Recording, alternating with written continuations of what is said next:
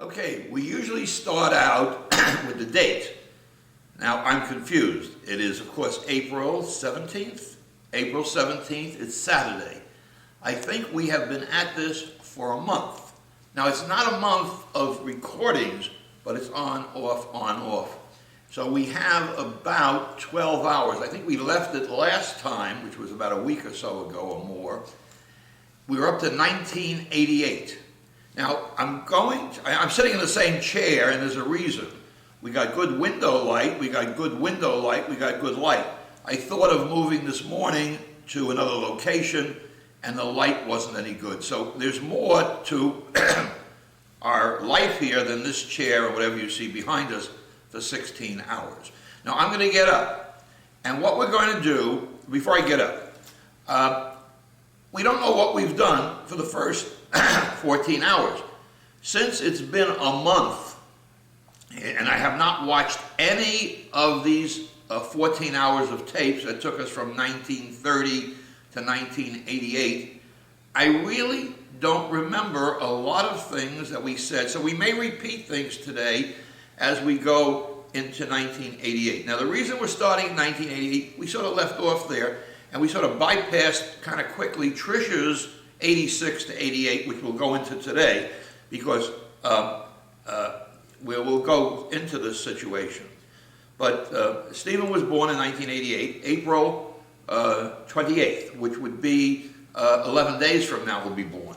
So he really hasn't been born yet. He's holding the camera, but hasn't been born yet, because we're only into 11 days before he was born. How do you like that, Stephen? It's pretty funny. Okay.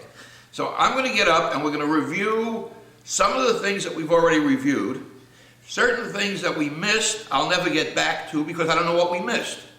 So, and we'll try to wrap this up in another 3 hours or 2.5 hours. So I'm going to stand up, and we're going to go, and this is a series of successes and failures, because things in life are not only successes. And we had mentioned that, by the way, I'm looking out at the yard over there, Stephen. You want to show the people our yard, our pool? No, it's just okay from here. I don't want you to take the spotlight off me too long, because I'll lose my character. Okay? And this way, if he spins around, that's our entrance to our house up there. That's called a door. You see that door up there? It's 13 feet high. Show the height. You see? Wait. Oh, he's turning me on my side. And so we get the light from both directions. Okay. Now we're going to go into, come back here, Stephen. We're going into probably one of our major business failures. Now, I'll get to this later, but we'll just pan the room and we'll go to each one. Let's go. Now, first of all, we just showed the back and the front. Stephen, we'll get to this later. This is the house from an aerial view. Can you zoom in? Mm. And that's the house from the aerial view. Can you see it? Mm-hmm. Okay, good. And we'll be getting to this failure over here on the point. This is the Mouse failure, which is probably our largest failure in the world. And these are Mouse jackets and hats, which we were giving away. These weren't things we were selling. This was a safety program that really didn't work that well. Got into the $400,000 range or something. We decided to close it up. But these were things we were giving away, embroidered jackets and hats, and I won't look too good in this, but that's the way it goes. Okay, and the dolls we never used. Now we're going to come back down here, and we will be discussing and things that we missed. Well, let's go down here. This is getting back to Disney, and these are watches that I designed for Disney events. Now, I don't know if you can focus in on each one, but like, for example, this was the David Ross family watch, 1994, which went out to, what, about 50, 60 to 100 Disney managers and executives. And there's a ladies and a men's. This was a special staff watch, a men's and a ladies, which said, maybe you can read it on there, I don't know. Basically, it said, a special cast member from the David Ross family. And these were watches that went for special. The Disney resorts never had their own watch for their managers, so we made a Disney resort watch for managers back in 1990 something. And, oh, this was for the opening of the Wilderness Lodge. It has the Wilderness Lodge date, opening, the Wilderness Lodge emblem, and I believe it says in small type from Mr. and Mrs. Ross, or the opening dates. I don't know what you can see there. It says Mr. and Mrs. Ross. Is there an opening date on it? Yes, there is. Okay. See, he's got better eyes than me with a camera. And, oh, here's this is interesting. This was made for George Kalogridis, who was the head of Epcot and his friends and staff. And this was, he was in charge of the Millennium. And this one says GYK, which is the year, Y2K, which meant the year 2000, but if you look at the other type, it's the K in Mr. GK, which is his initials, George Kalogridis. So these watches were fun, and as my heirs go through, they'll find literally hundreds and hundreds of watches in different areas that were just, oh, here's one that we gave away in mass. I think there were about 300 of these. This was a light-up watch. I guess it still lights up, huh? I don't know if you can see it light up. Yep. And this is Mickey with bags, which we use at the hotel. I think there were, I don't know, 300, 400 of these at least. And we gave these away. And I don't know what's in this box, but there could be something. Well, whatever it is. Oh, the Muster Mouse watches. Again, we were giving away Muster Mouse watches, which we'll put this in the failure department. Here, put this back in the failure department. Okay, there weren't many failures, but there were enough. When you're in business, we're going to go back and talk to Stephen for a while. And because they expect something intelligent from these conversations, and these aren't the things that, so I'm going to go back, we're going to shut this off, and we're going to mount it on the stand, and I will talk intelligently. Okay?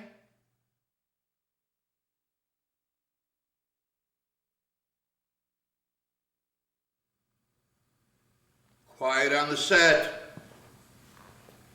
Okay, we moved away from the visuals and the graphics, and we'll get back to them later.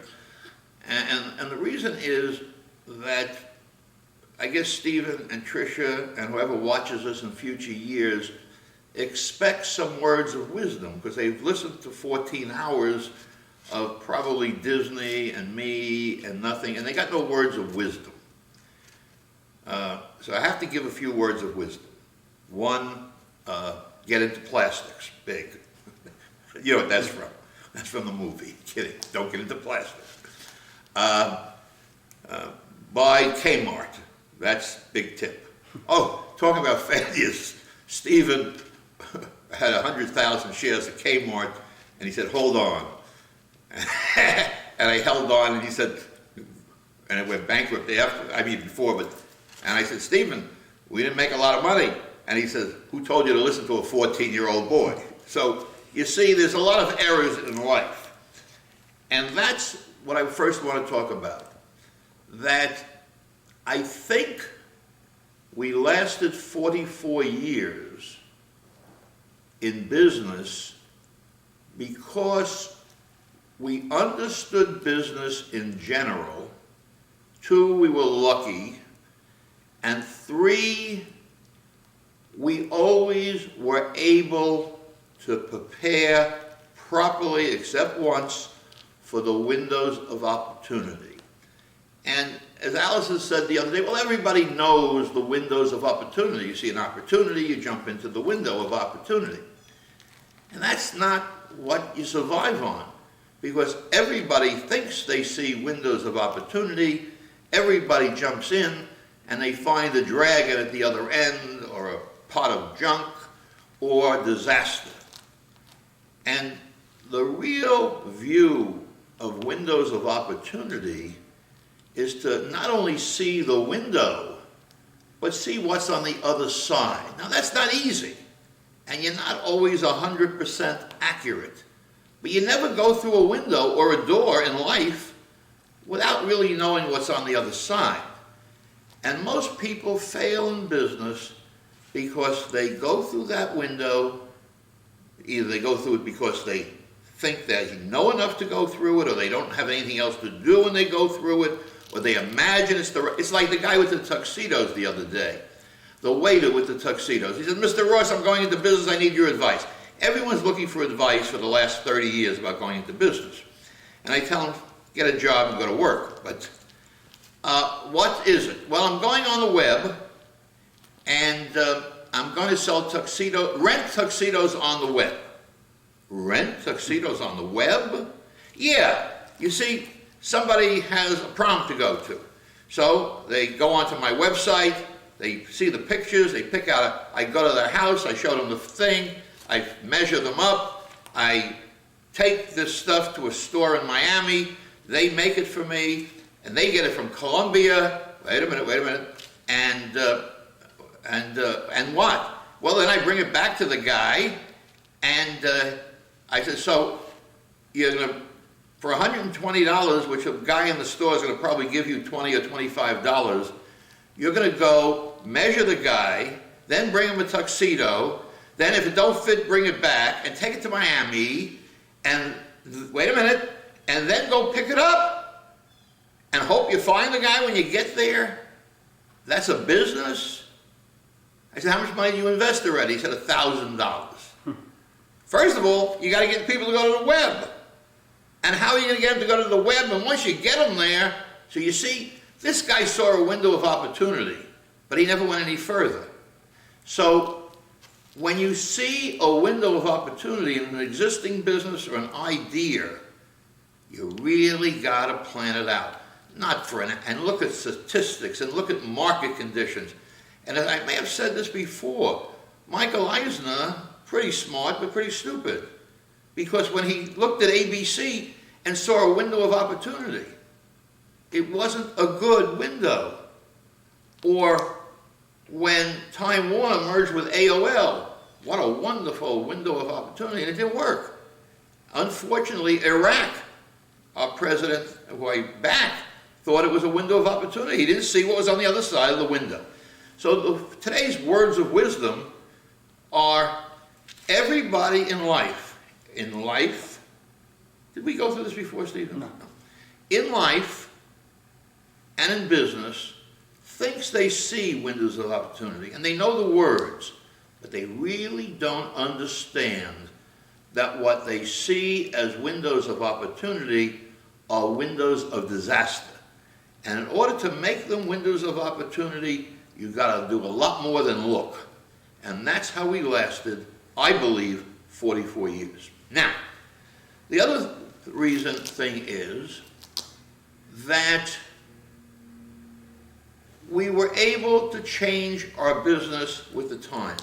I did mention this before, I believe. We are not the same company today as 2 years ago. We're not the same company 2 years ago as 10 years ago. And over the 44 years, you have to make transition after transition, change, and ring the telephone. So we're going to shut this down, and we're going to answer the phone. That's okay.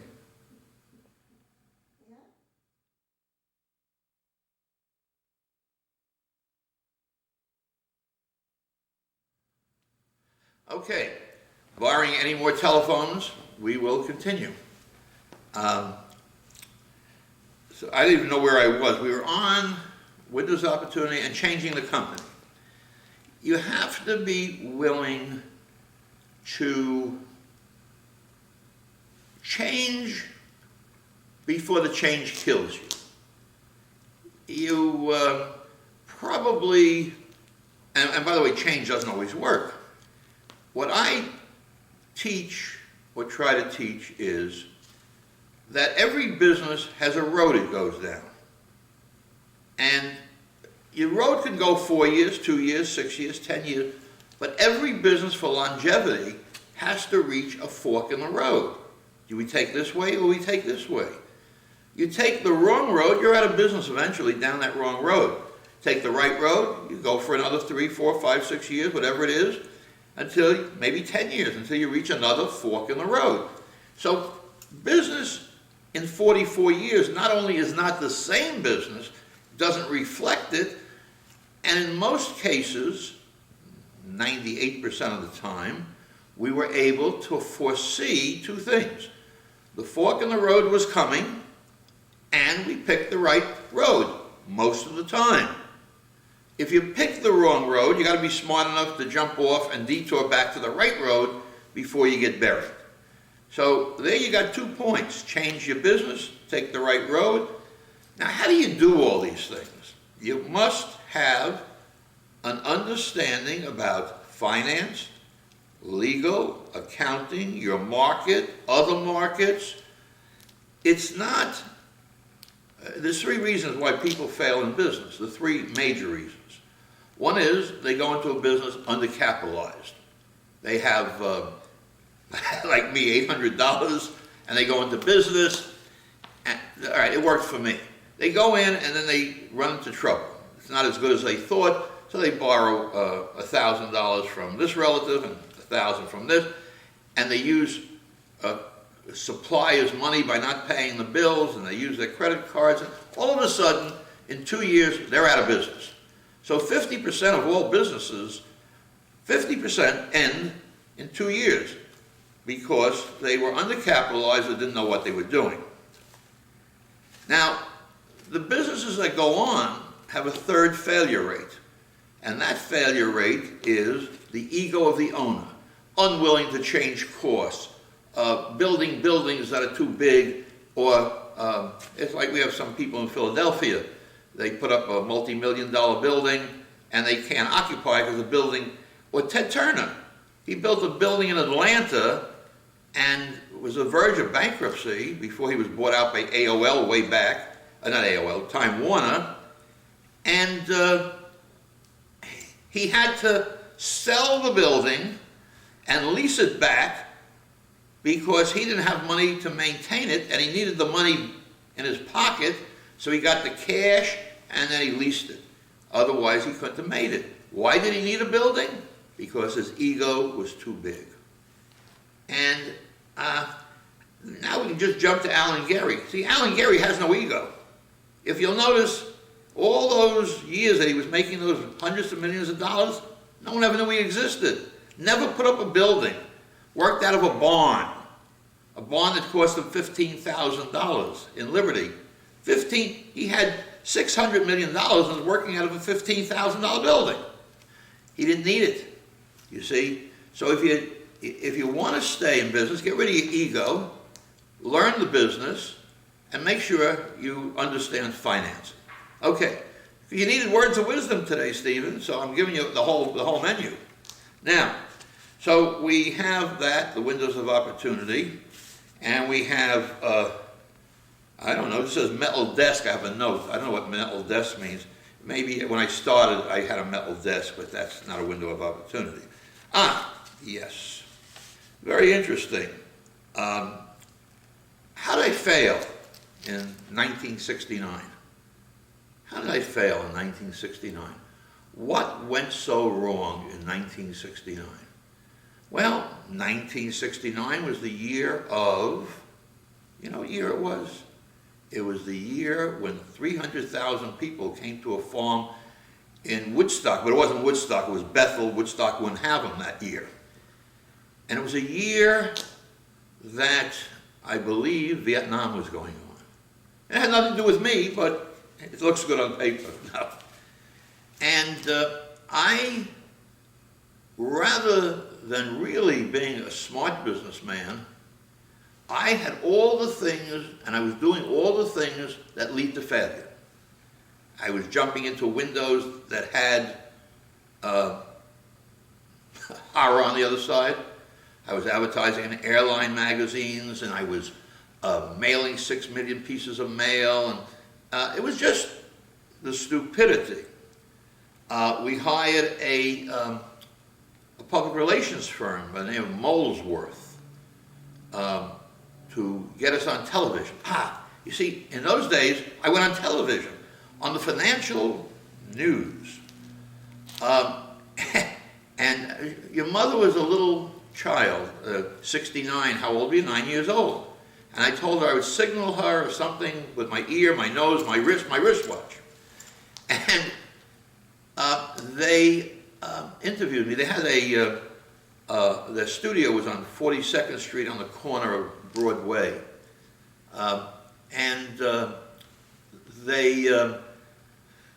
They said, here's David Ross, big genius. Everyone thought I was a genius for some stupid reason. And they said that he doesn't, or I said it probably in the interview, I don't go into manufacturing a product until I sell it in volume. That I outsource it until there's sufficient volume to manufacture it. Oh, they thought that was a genius. I mean, how smart can you be? And I have that video, but it's on 1-inch tape somewhere, and there's no machines that play 1-inch tape. In those days, tape was very expensive. To do an hour program was $200 for the tape. So they used to, anyway. So in those days, my ego should have kept me off. Molesworth put me on. He was my public relations man. And I hired an agency in Chicago. I forget it. Oh, no, I hired a designer genius in New Jersey, Dan Newman. And Dan handled me, Myron Manufacturing, who has built a very large company, Majestic, the three of us, which was a company that did mail order on sheets of clear vinyl that you slide. And they're still around. And I think there was someone else. Anyway, and I remember he invited Mother and I to his home, and he brought people from Myron and Majestic. We had a Saturday night little dinner and whatever it was. Well, Dan Newman, we all threw out because he would take my ideas and give them to Myron, and Myron's ideas and give them to me and Majestic, and we all realized that we had a pariah sitting in the middle of our living room. And we also had an agency in Chicago, which I forget his name. He's a kind of short guy. And when I walked, he did all our graphics. And when we walked into the office, I said, don't get up. And believe it or not, he was standing. That's how short he was. It was embarrassing because I had worked for him with a year, never saw him, went out to Chicago, and don't get up. I said the wrong thing. He was about 4'6", which is short. It's short. And he was a nice guy, but he loused us up and stole our money, and we didn't steal, he took whatever it was. To make a long story short, 69, I did everything that was wrong. That's what I'm getting at. Ego, undercapitalized, doing more, raising money, stupidity. So anyone, and you ask people why they failed. Oh, we failed because the Vietnam War, or we failed because the bomb hit the building. No. You failed because you don't know what you're doing. I don't care what the excuse is, or you didn't work hard enough. All right? Now, the guy who made the buggy whip says, gee, they put me out of business. They made cars. Well, he was too stupid to see it coming. He didn't take the right road. He should have made belts. People always need belts. You see?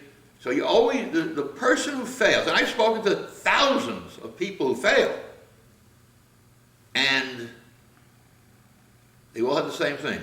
Something made them fail. My partner ran off with the money. Oh, really? Okay. Now, I said failure. Okay. I guess someone wants me to break. Okay, silence on the set. We're breaking. I gotta get a new hearing aid battery. My daughter's waiting for me. Okay. And I said 20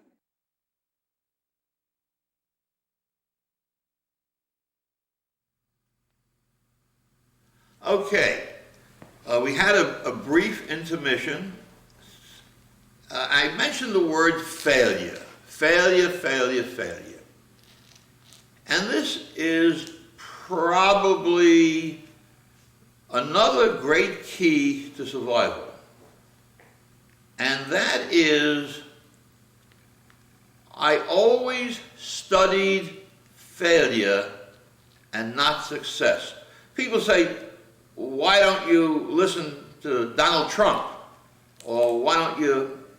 You see, I studied Donald Trump's failures. I don't study Donald Trump's successes. And by the way, someone called me the other day, Allison, and said, you know, Donald Trump was born on June the 14th, the same day as you. I'm older, but... And of course, I remember Donald Trump's father building homes in Brooklyn for $8,000, $8,800. They were called Trump homes. And of course, it was 1936, 37. And those homes today that people paid $8,000, $9,000 for are probably worth $500,000, $600,000. They were beautiful homes. Anyway, let's get back to studying failure.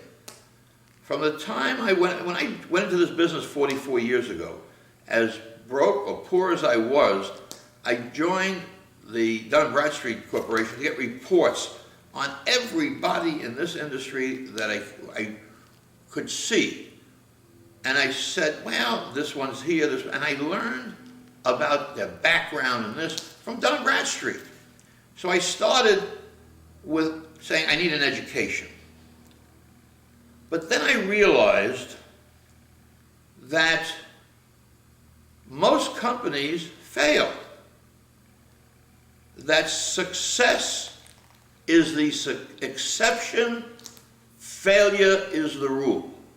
So why study the exception when there's more chance that you'll be part of the rule and fail?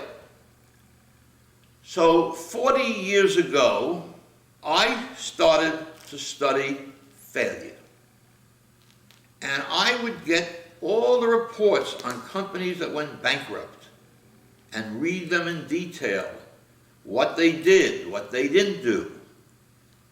And I made a study of even the bankruptcy laws. So I understood why these people and what they went through, either Chapter 11, Chapter 7, or what. And we found out that if I took the course of studying success, I probably would fail. Because the uniqueness of success was a uniqueness to that person who succeeded. And you can't copy it. But failure was universal. They failed for those reasons. Undercapitalization, ego, spending, not seeing the roads, all of those things. So to this day, we study failure. And that is the most important thing. Don't look at Donald Trump and say, oh my God, look what he says, look what he says, look what he says. Look at Donald Trump when he runs into financial trouble like he is now with the hotels. Look at Donald Trump years ago when he says, I've got to sell my yacht because I want to get a bigger one. That was baloney. He had a 365-foot yacht. He had to sell his yacht because he needed money. Period. And he sold it and never bought another yacht. But you see, he saw the failure coming. He did recoup and he came back and he's fine. But you see, listen to the words. I knew Donald was in trouble before anyone else years ago. Because when you say you're selling your yacht to get a bigger one, I mean, why would a man sell a 300-foot yacht, the biggest yacht in the world almost? Okay, so that's a thing you must learn. Study failure. Why they fail, why they fail, why they fail. And avoid it. If you know the road has failure on it, avoid the road. Don't do this because you'll fail. Don't do this. Don't overexpand. Don't buy too much. Don't take on debt. I mean, I've seen companies, well, look at Disney. They borrowed $19 billion to buy ABC. They didn't see the window on the other side with the mess. They didn't see the world that's coming. They saw a $19 billion loan, and they bought this, and they're in a mess. It's the same thing with Time Warner and AOL. They owe what, $29 billion? You see, what is it? Are they smart men? Yeah, they're smart men. Barry Diller is smart over at the Home Shopping Network now. And Buffett, Warren Buffett, who has he's worth who knows what. Under Gates, he's the richest man in the world. by investing properly. In fact, when the Bass brothers wanted to sell their stock because they were in trouble for stupidity of buying on margin in 2001, they offered the $1.5 billion worth of stock to Warren Buffett. Now, he made a mistake. He didn't sell it. They offered him for 15, it's now 25. He would have made $1 billion. But he said no. He had already gotten out of Disney. He was deep in Disney. He got out because he saw what Grandpa saw. He saw Disney in a maze of junk. Okay. So basically, what did we cover? Businesses change, watch the road, study failure, the reason for failure. Well, and you still have to study and learn. You have to know, not your business, that you have to know. You have to know your competitor's business. And that's another thing. Our company, for years, had a spy division. We didn't call it the spy division. For a while we may have. But we set up the apparatus to virtually spy, get the material, the catalogs, and on our competitors to know what they were doing. And we found out that one of our biggest competitors in the screen business had what they called a war room against us. Now, there goes the important thing, action and reaction. You see, I just mentioned a big competitor had a war room against us. What happened was, in 1970, we were on what they call a prepaid basis with this company. You get an order, you send a check, an order, you send a check. And that had gone on for about a year or two or three. And we said, finally, we said, we wrote them a letter, we think that we should be on a credit terms. And they wrote us back a letter that was kind of nasty. And it said, we like the way it is, we're changing nothing. I said, fine. We then went ahead and opened our own department to compete with them. We put in a screen department, we put in presses. We spent a lot of money, but you don't write letters unless you understand the repercussions. We were their major competitor for years. We were selling their customers for years. They were Gill, we were Newpack. And we got 12,000 orders a year.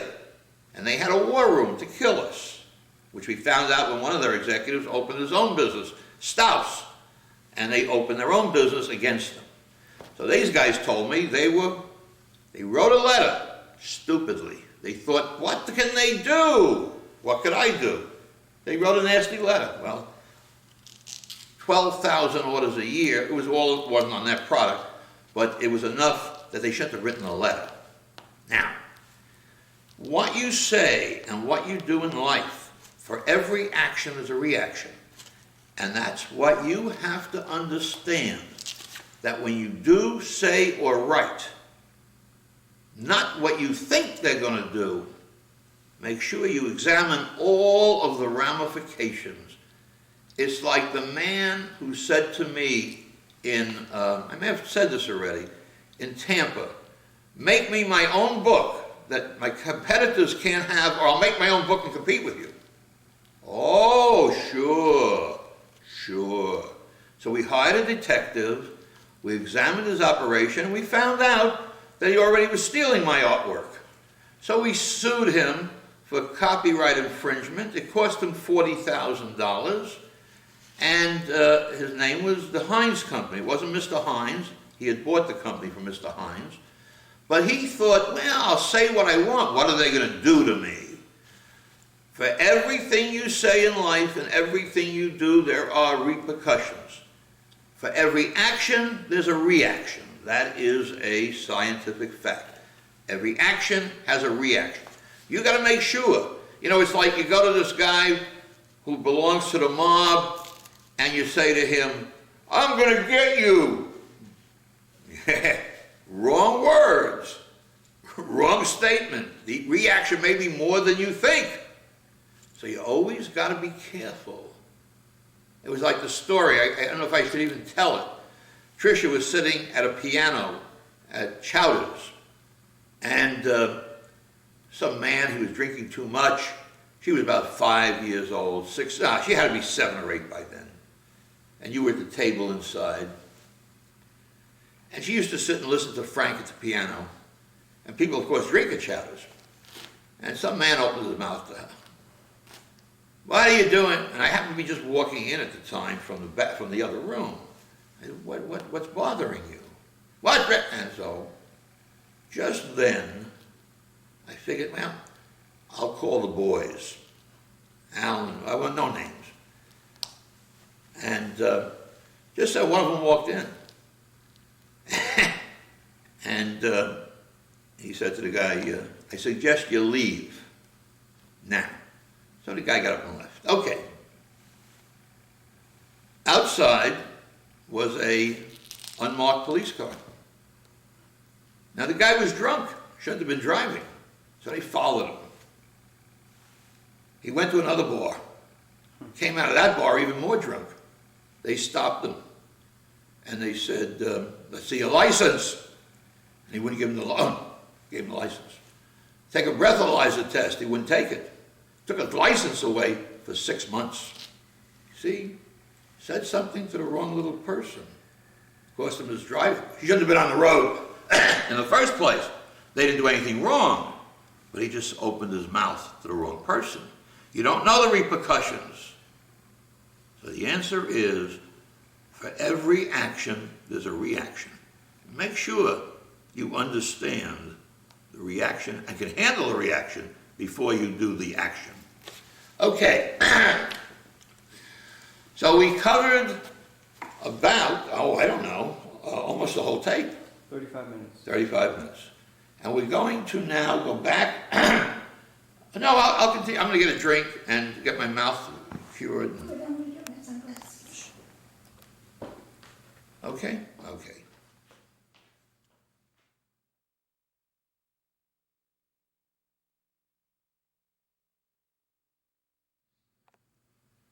Silent on the set. Pardon me. How much time we got left on this one? How long is the tape total? An hour. You got about 23 minutes. Oh, I got 20 on this minute. Okay. What happened in the last 20 minutes, we shut the tape down. Stephen had an idea. He's the videographer here. Stephen had the idea, because he's reading the Donald Trump book, How to Get Rich. And he said, I'm going to go home, which he lives down 6 houses from here.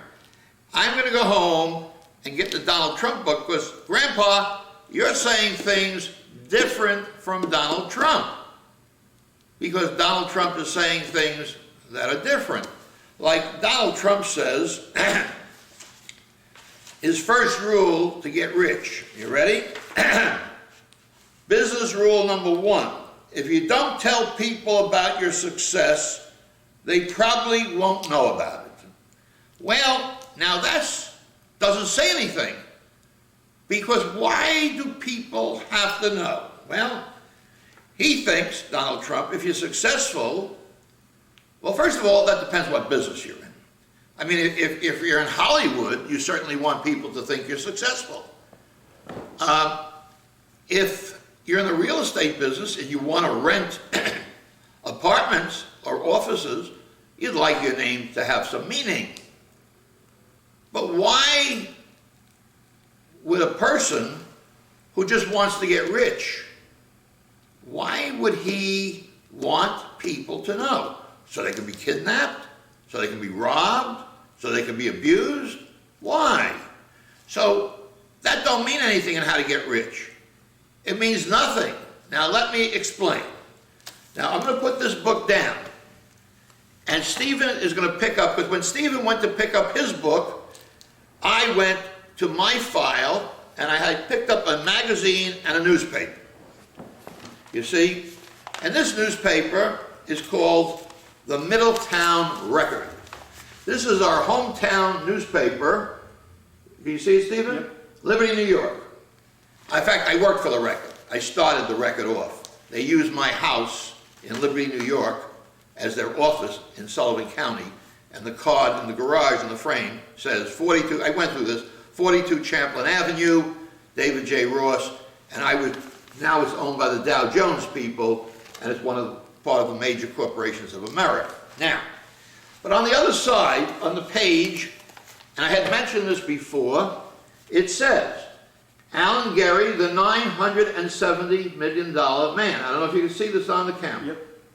Now, I had mentioned earlier that I was not his mentor, but Alan came to me Tuesdays and Thursdays, or Tuesdays or Thursdays when he started business, for me to give him lessons on business. I got Alan stuff, I mentioned this, RCA, trail loads of TV sets, and Alan took my secretary away when I taught him that he needed a good assistant. I lost my secretary because Alan was smarter than I was. So we're friends. I mentioned before he offered to send his plane down to pick me up, but I said no. Okay, what I'm saying, and we're going to get to a point in a minute, Stephen, Okay. that this is not malarkey. Alan ended up worth $2.6 billion. And no one ever heard of Alan Gary, not even in Liberty.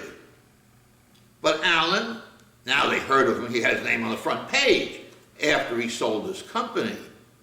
And by the way, had he not sold his company, we think he would have gone bankrupt, because he owed $2 billion, and he got $2.6 billion for the company. He ended up with $600 million. They sold out to Time Warner, then they sold, and his stock, whatever it is. Alan's a nice guy, and he's a smart guy, real shrewd.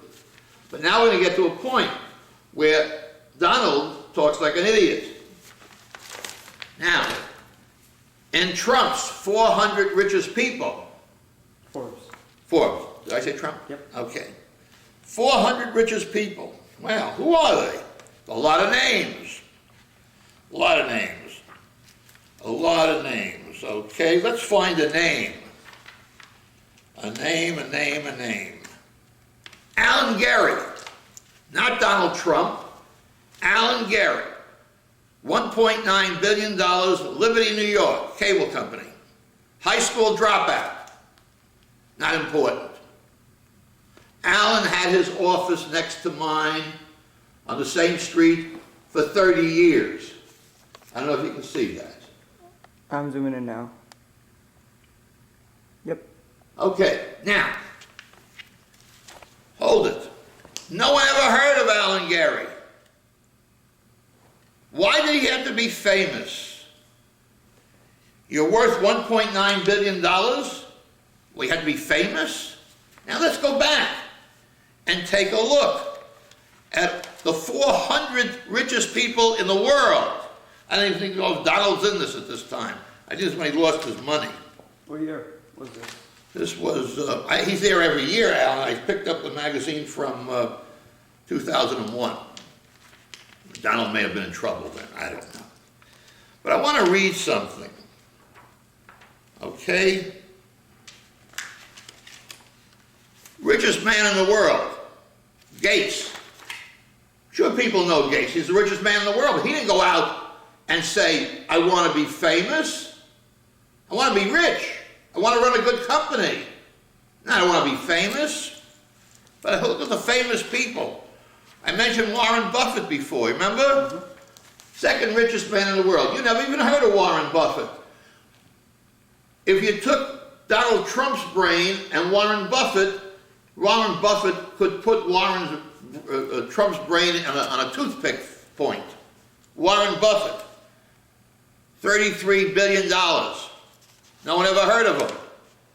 Paul Allen. No. Well, Paul Allen. Investments, $28 billion. No Donald Trump. Larry Ellison, Oracle, worth $21 billion. Never heard of him, huh? Helen Walton from the Walton Walmarts. $17 billion. Robert Walton, Walmart, $17 billion. John Walton, Walmart, $17 billion. Jim Walton, Walmart, $17 billion. Alan Walton, $17 billion. The Waltons, as a group, $75 billion worth. I don't see Donald with his smartness. Stephen Ballmer, $15 billion software. What do you mean famous? These people don't want to be known. The mayor of New York, Bloomberg, probably has more money than Donald Trump. He's in here, I know. Michael Dell, $10 billion. Okay, I won't read them all, but I'm going to get to something else here. Now, who's in the Steve Jobs, Mark Cuban. All right, but let's get to the other kind of business. And we'll get back to Stephen and Mr. Trump. And I'm not yelling, Stephen, I'm just trying to explain that Trump is a egotistical moron. Now listen to me. He's a good businessman. He saw the air rights over a store. He bought it, put up Trump Towers. No one thought that store on Fifth Avenue. He bought the plaza. He did this, always with other people's money. His casino empire, he has $53 million in it, and the banks and other investors have billions and billions. If it goes bankrupt, which it's on the verge of, he only loses $53 million. The public and everyone else loses. Donald Trump is smart, yes. He works with other people's money. Now, I want to get to a point. And my point here is, as I find it, that of all the people in here, you would probably recognize nobody. Steven Spielberg, $2.1 billion. You know him. He's in show business. It's hard to turn on a movie without seeing Steven Spielberg. Now, in the media field, okay, Ann Cox Chambers owns newspapers and radios, Cox Broadcasting and so on, $11 billion. John Kluge, Metro Media, worth $10 billion. No one ever heard of him. Sumner Redstone, $10 billion. He owns Viacom. You didn't know that Time Warner was run by Levin. See, Michael Eisner got a big ego. He goes on television, he wants to be Walt Disney. These other people are far, far, far, far richer. No one ever heard of him. Rupert Murdoch, he owns what? The News Corp, Fox and all of that, plus Australian holdings. No one ever heard of him. So I'm not going to go on because I have to get on to our life. Mr. Trump, first rule of fame. You ever hear of Walter Annenberg? That owns the New York Times, I guess, publishing. Okay. Michael Bloomberg, mayor of New York, financial world, $4 billion. Okay. Ted Turner had $6.2 billion back then. Okay. Ever hear of David Geffen? No. David Geffen is partners with Spielberg and Katzenberg in DreamWorks, worth $3.9 billion. Nobody ever heard of him. Nice gentleman, gay, lives with this man, but no one ever heard of Mr. Geffen. George Lucas, worth $3 billion. Your grandfather made the cake and designed the cake, didn't make it, for Lucas's aunt's birthday because Disney didn't know how to design a cake. You were there when we met him that night? No, on the concierge floor of the Contemporary. Oh, yeah. He was with his family. Well, they had to make a cake. It's another story. Maybe I should cover it. So I'm not yelling. I'm only saying that most of the people with money are completely unhurt. Roy Disney, $1 billion. Of course you heard of Roy Disney. But Roy doesn't go out and say, I got to be famous. You see, Walt Disney had to be famous because he had a product that he had to sell to the public, and it helped him sell it. But wouldn't that be true with Trump also? yes, but that's not what he's saying. He's not saying that. Donald Trump is saying the first rule to get rich is, and I'm saying that's the first non-rule. Donald Trump started a business. His father had maybe $50 million to start when he started. He didn't start with $800. And then he lost it. He got it back. But I don't know what's in here. I'm sure he's smarter than me. He's richer than me, but that don't mean nothing. Let's see where Donald Trump is at age 75. That's what you have to look at. Not is he rich. Alan Gary is 77 years old. 76, same age as me. Alan Gary started the same age. Now, he went into business about 3-4 years before me. But the point is this. He wasn't looking for fame. Now, I don't know. Oh, here's money in here. That's my bookmark. Oh, good. I get to keep it. What other things does Trump say that we can say? Be tenacious. Ask for your raise at the right time. Your personal apprenticeship. Wait, hold it. Think big and live large. Was he a moron? Think big. I didn't remember. The final rule of the Donald Trump School of Business and Management, once you have mastered it, you're ready to graduate. It's a big world. There's a blah, blah, blah, blah. The possibility in some way, let's see. With the skyscraper, if you hit, at least hit big. And if you don't hit, what's the difference between 100,000 and $100 million? Either way, you lost. But if it's not his money, he don't give a damn.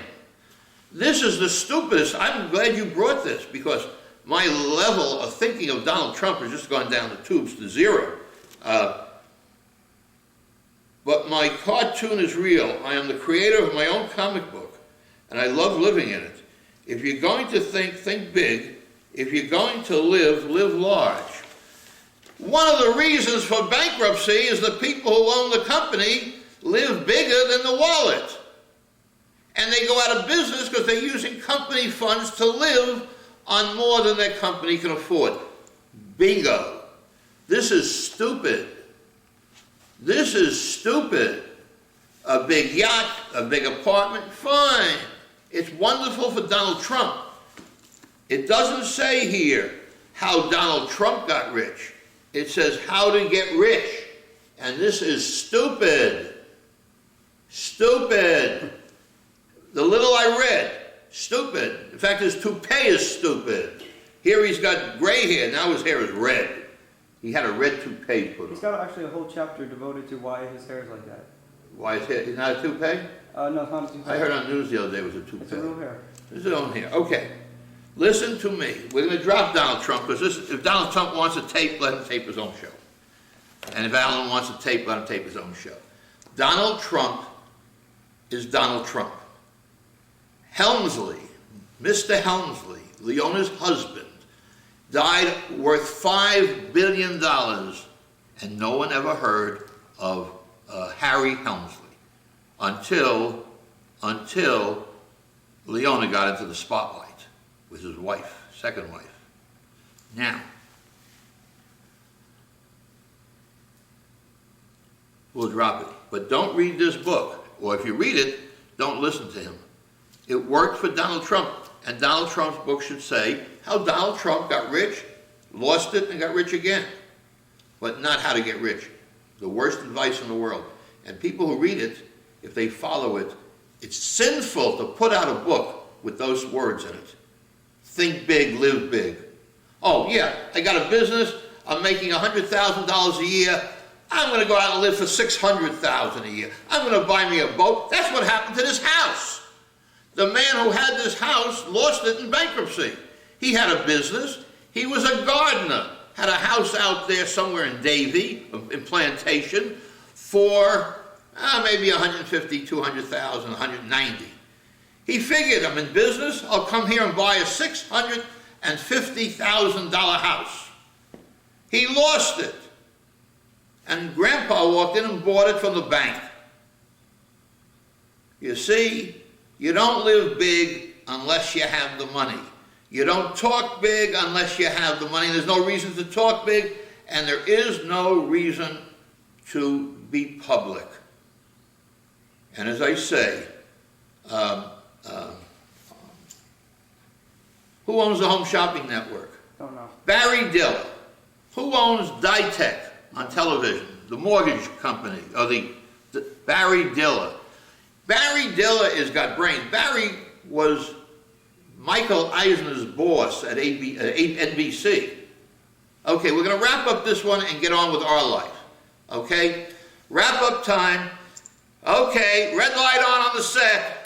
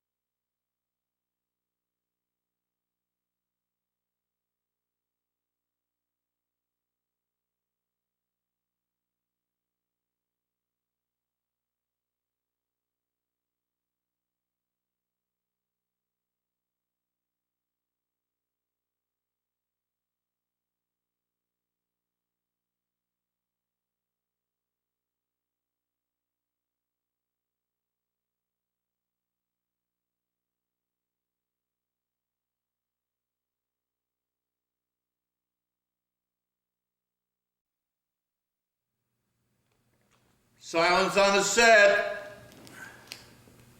Okay, where the program left off in our last episode, the Lone Ranger was right. No, wrong show. Okay.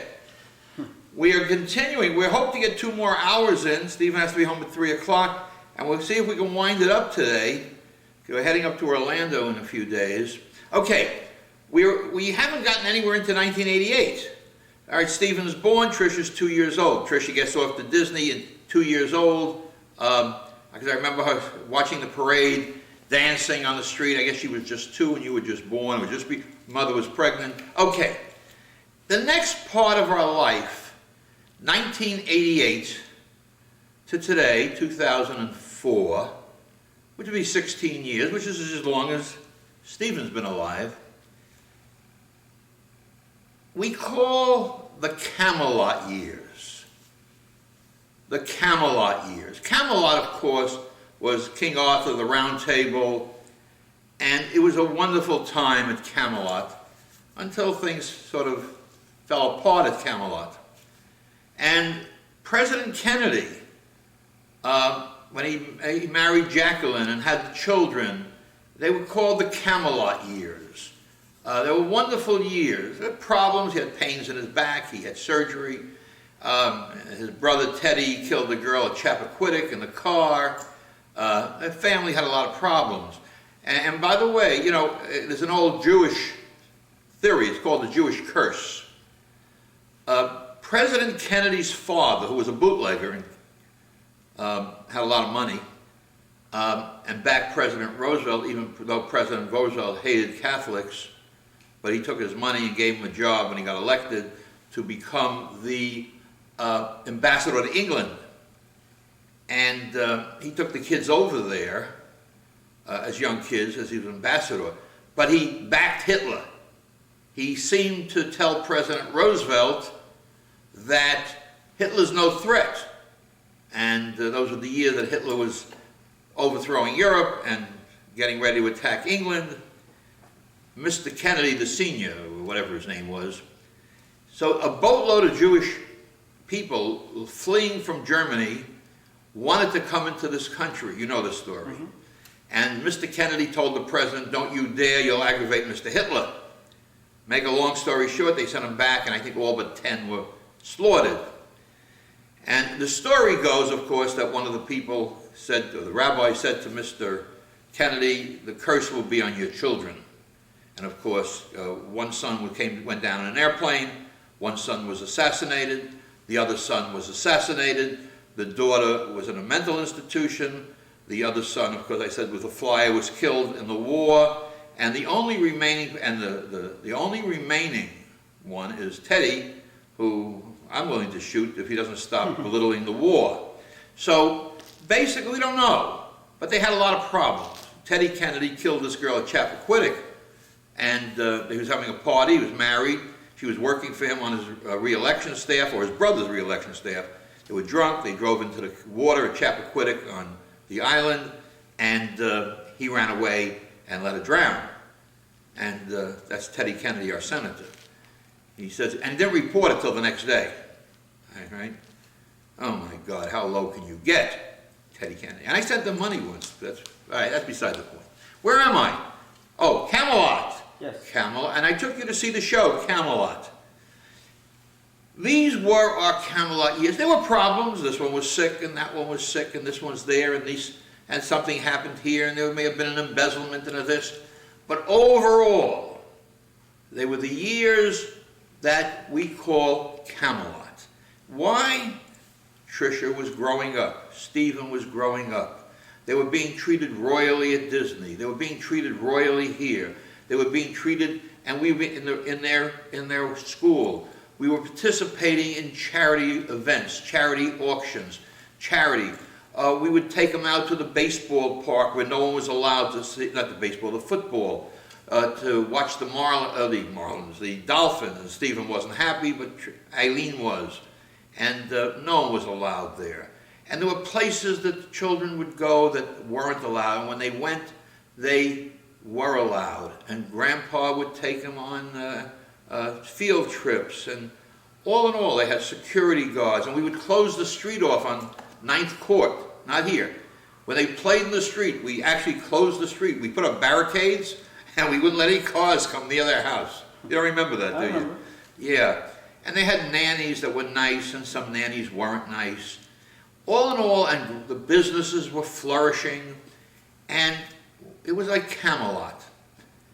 And so there is things to tell, and there are things, we ran a business.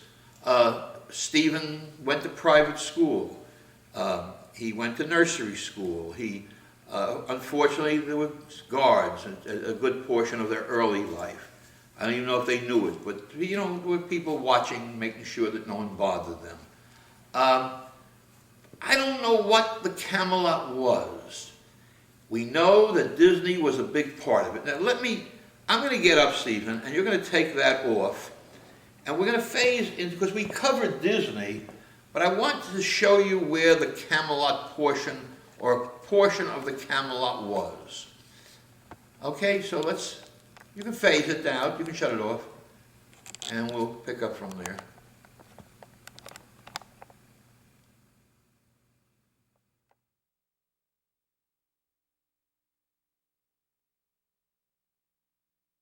Why do I say Camelot?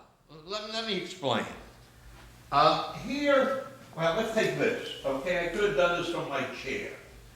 Okay. It wasn't a specific, it was a style of life. This is, I don't know if it's shaking too much, I can put it down. This is the family backstage at Disney waiting to go see the parade. When the children went to see a parade at Magic Kingdom, they were put behind ropes. I guess they didn't want to trust them. No, they were given a private viewing area.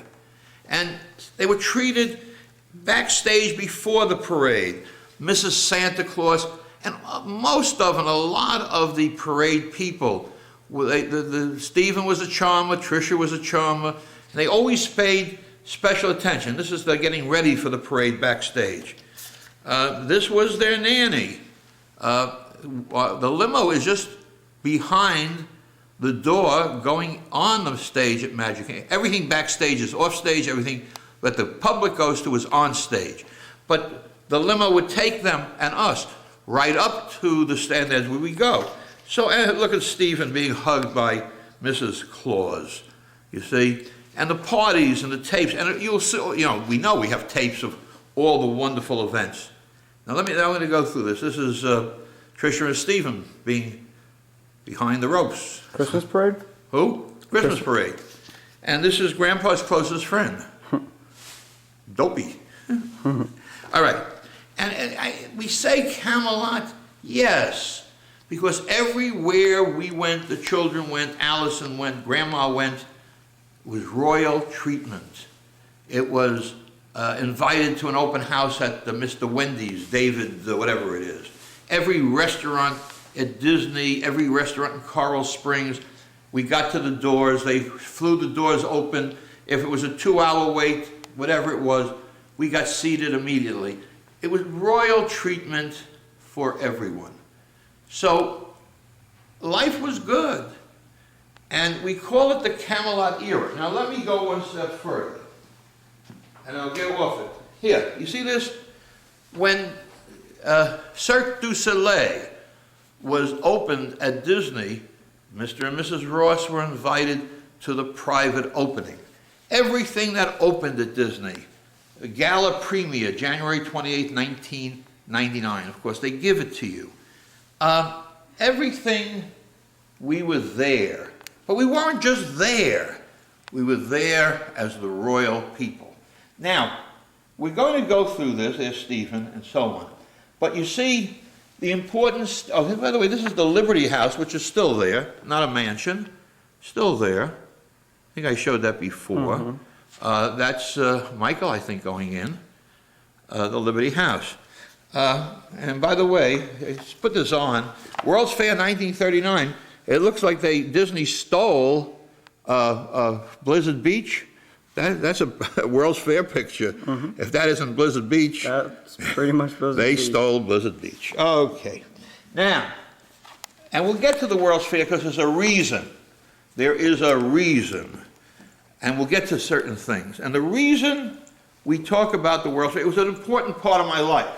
But when I said the other day that I had written them a memo because there was a lot of problems at Epcot's opening, although this is the Disney opening and all that, but the Epcot opening, I said to Disney, why don't you look to the New York World's Fair of 1939?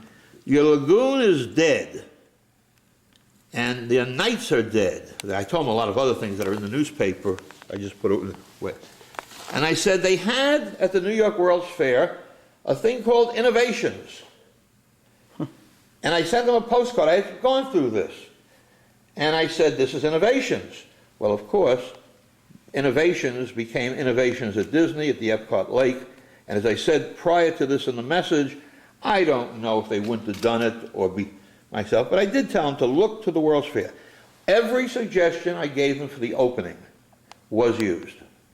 But who knows if they would have used them anyway. They didn't need me, I don't think.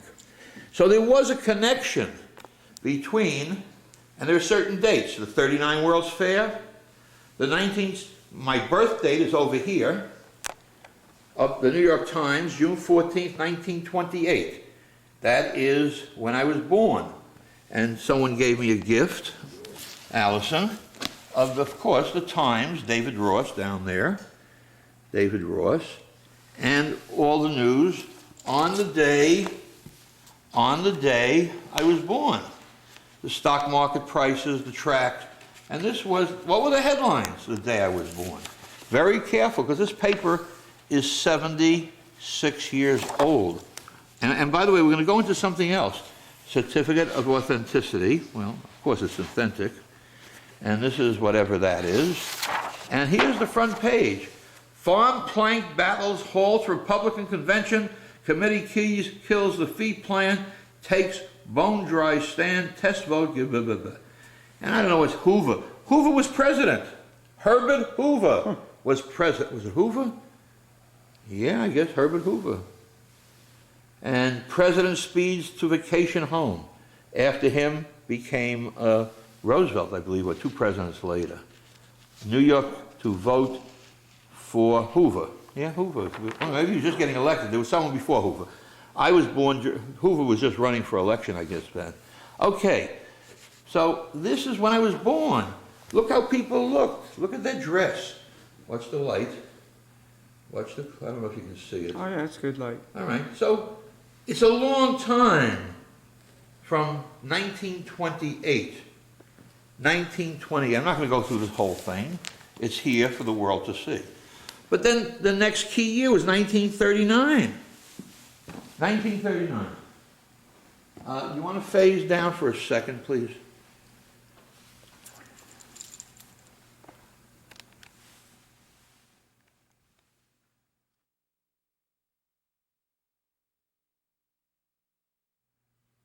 Okay, we had a break for a second. Now this is not relevant, it's relevant, but there were milestones. And by the way, Stephen and Tricia and my life, I listen to music all the time. You know, I was a disc jockey for years on radio. But memories, I had such wonderful memories that tie in with music. Now, I don't know if the music today will ever be memories, but I listen to music 8, 10 hours a day as I'm working. And every song has memories of the 30s, 40s, 50s, and 60s, mostly in the old days. So always remember the songs you're going to be listening to today will either be memories or not of your future. And again, mine was. And of course, Disney songs were part of it. But the important years, what were the years? So we talk about the World's Fair. Now, and I went to the World's Fair, but why is it important? Because it said the world of the future. That's a patch that the security people won. This is the Florida Pavilion. How did I never thought in 1939 that I would be living in Florida. And every state had their own pavilion, and every manufacturer had their own buildings. And these are actual postcards. And this is the overall. So you see, here I was 11 years old, and right at my doorstep, they build this magnificent at the height of the Depression, this magnificent World's Fair, and I had mentioned the parachute jump was taken down from the World's Fair and brought to Coney Island. And it's hard to explain the connections. Billy Rose, who did the aquacade at the World's Fair, who was married to the girl in Funny Girl, these things always tie together in life, like things do now. Okay, here's the menu of restaurants at the World's Fair. I'll read it. Okay, if you want to eat at the Brass Rail, okay, complete luncheon is 50 cents. Complete dinner, 75. Complete lunch and dinner is 50 cents, and the only seafood bar on the grounds. If you want to eat at Caruso's, spaghetti is 50 cents. Chicken and spaghetti is 85 cents. 45 cents are the dishes. So this is what it costs. Okay, Broadway nightclub with South Sea Island atmosphere. Dinner, $1. Okay, so these were the prices of those years. Now, so 1928, I was born, 11 years old, this wonderful World's Fair. But it molded my thinking, somehow creatively, because I took the World's Fair and brought it to Disney 50 years later. Now, let me explain. So, everything you do, all these experiences, this sounds weird, huh? This is an Israeli Mickey Mouse. A rabbi in Israel sent this to me. He happened to have lost his son in a suicide bombing about 2 years ago. He had 6 children. But he sent this to me as a gift, and it was made in Israel for Mickey. All right, you see, here's the badges. I think I mentioned.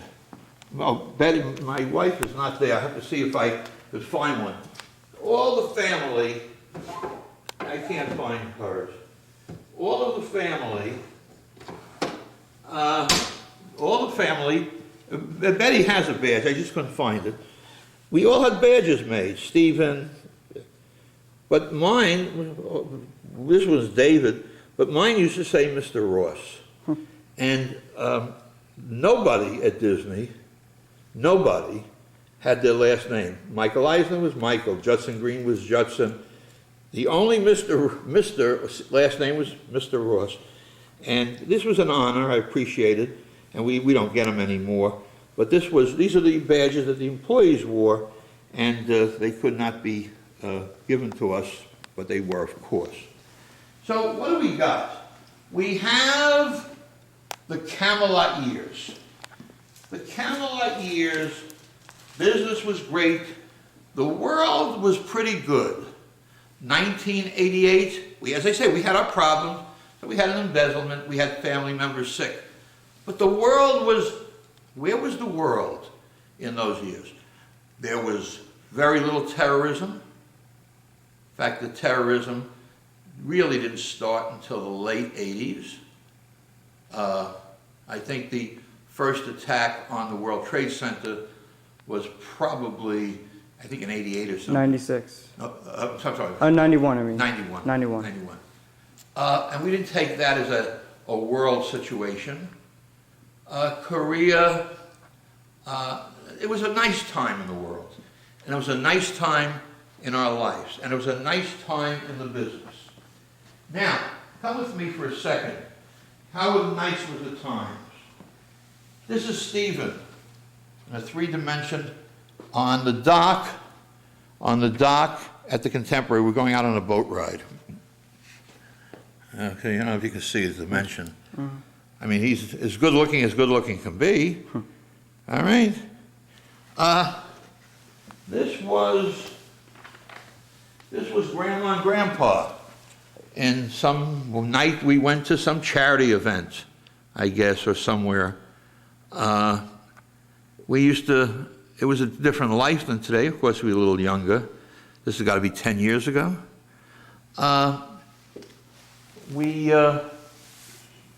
Here, come around here for a second. You can follow me, because look how beautiful the family was in the Camelot years, right down there. You see, Camelot years. Eileen and Mitchell are missing, but that's a picture. Eileen's there. Eileen, oh yeah, Eileen's right in the middle. Eileen Mitchell's missing. But you see, now you come around here, and look at this. Look at this. Here's, I mentioned this before with the other book and his dedication. He sent me the book on it, Don Williams. And it says here, Don Williams started out as a lifeguard, and he came to Disney. He had worked at a bank, but he wanted to get out of the banking business and work for Today, Don Williams does all of he's the head artist at Disney in Orlando. And you see, to Betty Ross, best wishes, Don Williams. Anyone was very eager, Don Williams. And the other guy who was great was Russell Schroeder. They were all great at Disney stuff. Now this is what I was looking for, and this is Grandma's office on Sample Road, and Don Williams did this one, this one, this one, and this one for Mother's office, and this is his to Betty, best wishes, Don Williams, 1990. You see, the Camelot years. So, what do we got? We got 1988, 99, 90 the embezzlement, 91, 92, problems, but not like today with the world, with terrorism and Iraq. And I'm going to phase down, we're going to put this back on the stand here. So 1, 2, 3, 4, 5.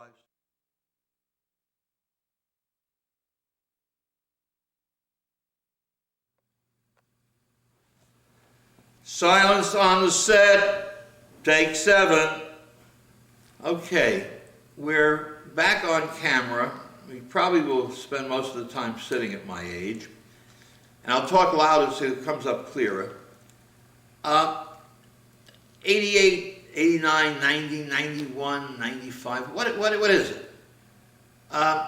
We were just living a nice life. Disney 6 times a year, 8 times a year, 15 days at the Wilderness Lodge, Christmases always at Disney, inviting friends. Tricia had a party with 150 people. I showed the cover of the thing while Tricia was doing it. Stephen's on birthday party.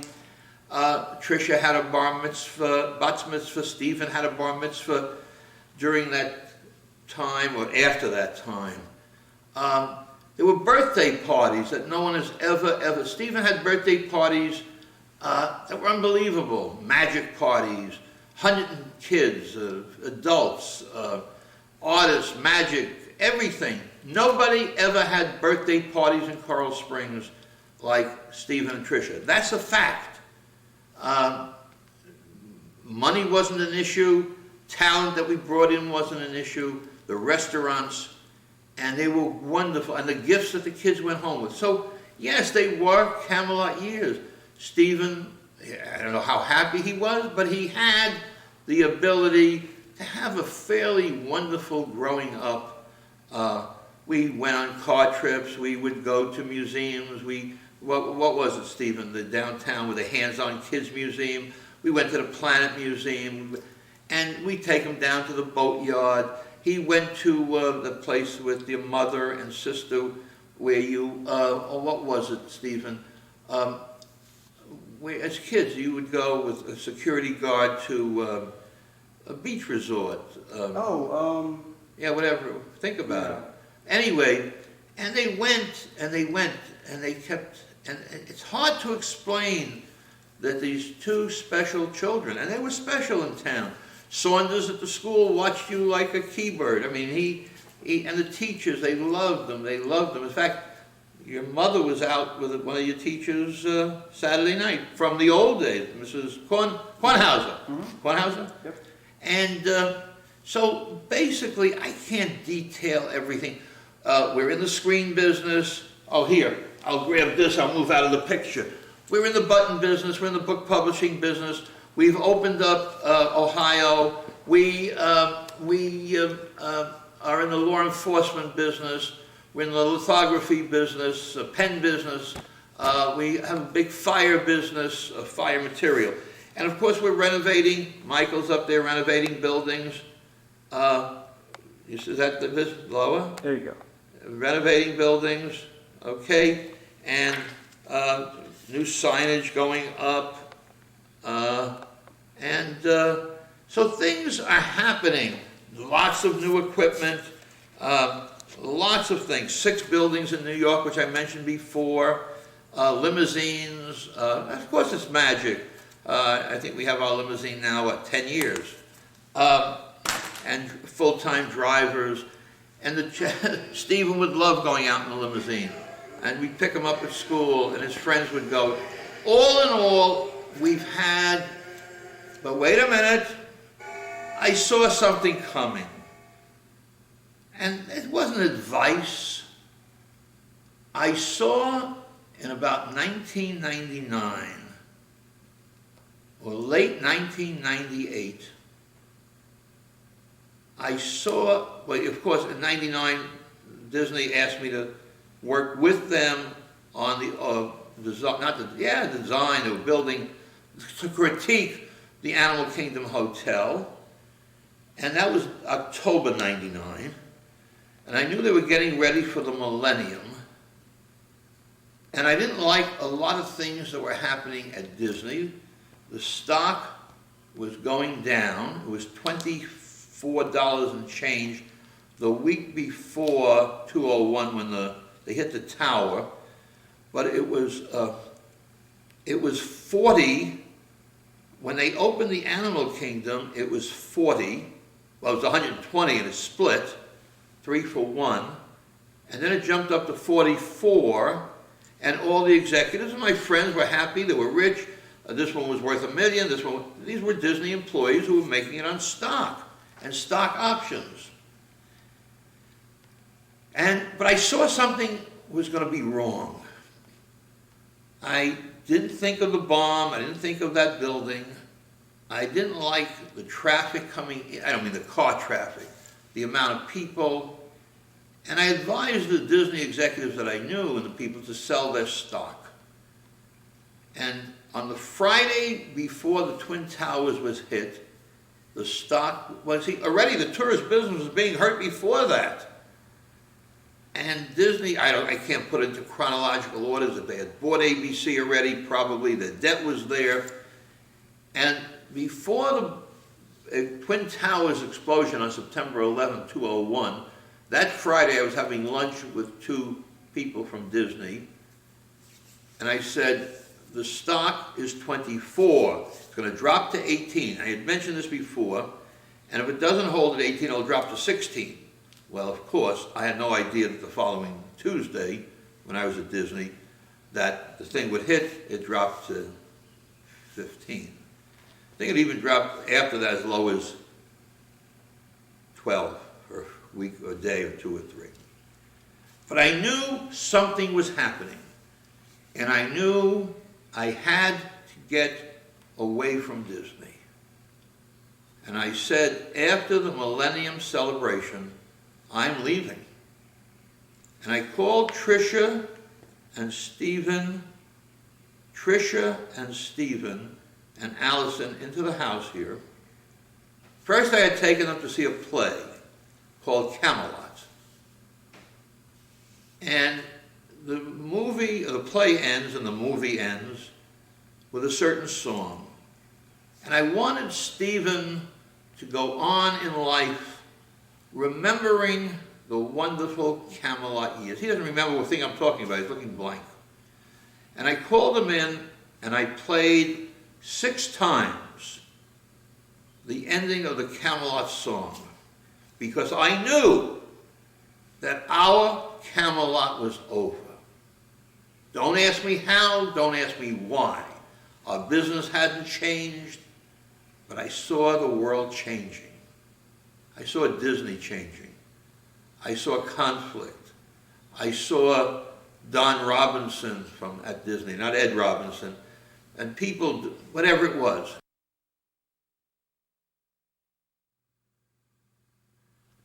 before we phased out, I was speaking about the song I played for Tricia and Stephen when I knew that Camelot was coming to an end. I didn't know about September 11th. I didn't know about an Iraq. I only knew that the world, when it came to the new millennium, was going to change. So I said, Stephen, and I said, Tricia, I want you to listen to this song, and listen carefully. And I played it again 6 times. Now, let's see what they heard. Come here, my boy. What is your name? It is Tom, my lord. I intend to be a knight. A knight. Yes, my lord, of the Round Table. Where is your home? In Warwick, my lord. Then listen to me, Tom of Warwick. You will not fight in the battle tonight, do you understand? Yes, my lord. You will run behind the lines, hide in a tent until the battle is over. Return to England alive, to grow up and grow old. Yes, my lord. And for as long as you live, you will remember what I, the king, tell you, and you will do as I command. Yes, my lord. Each evening, from December to December, before you drift to sleep upon your cot, think back on all the tales that you remember of Camelot. Ask every person if he's heard the story, and tell him strong and clear, if he has not, that once there was a fleeting wisp of glory called Camelot. Camelot. Camelot. Now say it out with love and joy. Camelot! Camelot! Yes, Camelot, my boy. Where once it never rained till after sundown, by 8 a.m. the morning fog had flown. Don't let it be forgot that once there was a spot for one brief shining moment that was known as Camelot. Give me my sword, Penny. Kneel, Tom, kneel. With this sword, Excalibur, I knight you, Sir Tom of Warwick, and I command you to return home and carry out my orders. What are you doing, Arthur? Right, Sir Tom. Arthur, you have a battle. A battle, Penny? I fought my battle, I won my battle. Here is my victory. What we did will be remembered, Penny. You see. Now run home, Sir Tom. Behind the lines. Yes, my lord.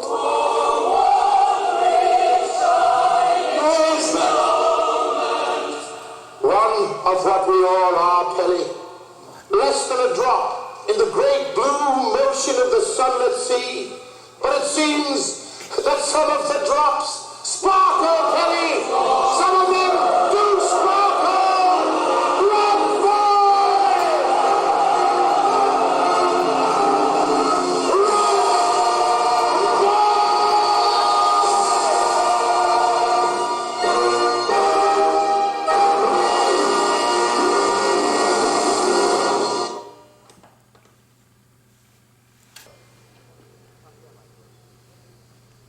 Come here, my boy. What is your name? It is Tom, my lord. I intend to be a knight. A knight. Yes, my lord, of the Round Table. Where is your home? In Warwick, my lord. Then listen to me, Tom of Warwick.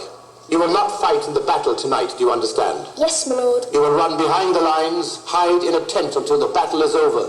Return to England alive, to grow up and grow old. Yes, my lord. And for as long as you live, you will remember what I, the king, tell you, and you will do as I command. Yes, my lord.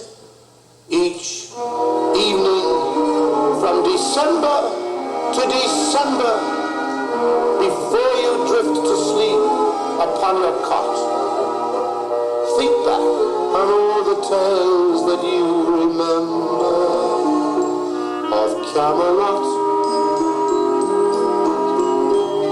Ask every person if he's heard the story, and tell him strong and clear if he has not, that once there was a fleeting wisp of glory called Camelot. Camelot. Camelot. Now say it out with love and joy. Camelot! Camelot! Yes, Camelot, my boy. Where once it never rained till after sundown, by 8 a.m. the morning fog had flown. Don't let it be forgot that once there was a spot for one brief shining moment that was known as Camelot. Give me my sword, Penny. Kneel, Tom, kneel. With this sword, Excalibur, I knight you, Sir Tom of Warwick, and I command you to return home and carry out my orders. What are you doing, Arthur? Right, Sir Tom. Arthur, you have a battle to fight. A battle, Penny. I fought my battle. I won my battle. Here is my victory. What we did will be remembered, Penny. You see. Now run home, Sir Tom. Behind the lines. Yes, my lord. Where's that? One of what we all are, Pelly. Less than a drop in the great blue motion of the sunlit sea. But it seems that some of the drops sparkle, Pelly. Some